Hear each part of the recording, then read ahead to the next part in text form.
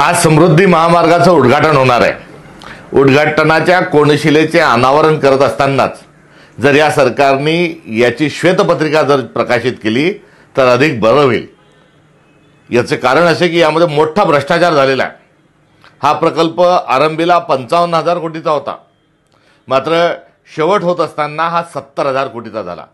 ज्या पद्धतीने जो भाईंदरचा जो बोगदा आहे यामध्ये 3,000 कोटी रुपयांचा भ्रष्टाचार झाल्याचं सुप्रीम कोर्टाने जसं सिद्ध झालं, तसं श्वेतपत्रिका जर प्रकाशित झाली तर यांचा देखील 15,000 कोटी रुपयांचा समृद्धी महामार्गातला घोटाळा देखील समोर आल्याशिवाय राहणार नाही।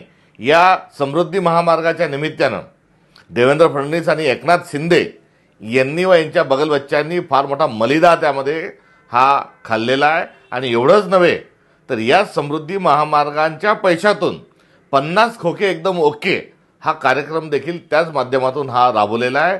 एकंदरीत हे कटबोळ आहे आणि या कटबोळाने एक समृद्धी महामार्गापेक्षा मोठा एक भ्रष्टाचाराचा महामार्ग हा यांनी उघडा केलेला आहे। आणि हा समृद्धीचा नव्हे तर हा भ्रष्टाचाराचा जो एकंदरीत चालू असलेला जो महामार्ग आणि धंदा जो आहे याचा पर्दाफाश करण्याची आता वेळ आलेली आहे।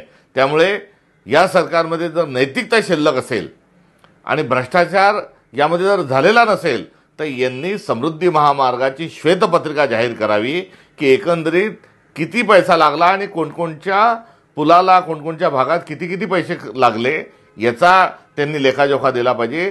प्रत्येक किलोमीटरला किती पैसे लागले हेही त्यांनी सांगितलं पाहिजे। शेतकऱ्यांना किती पैसे दिले, कॉन्ट्रॅक्टदाराला किती पैसे दिले, झाडं लावायच्या नावावर किती पैसे दिले आणि आता टोलच्या माध्यमातून किती पैसे उकळणं सुरू आहे याचा संपूर्ण लेखाजोखा हा श्वेतपत्रिकेच्या माध्यमातून या समृद्धी महामार्गाचा सरकारने तात्काळ स्वरूपामध्ये हा जाहीर करावा आणि श्वेतपत्रिका प्रकाशित करावी ही आमची मागणी आहे।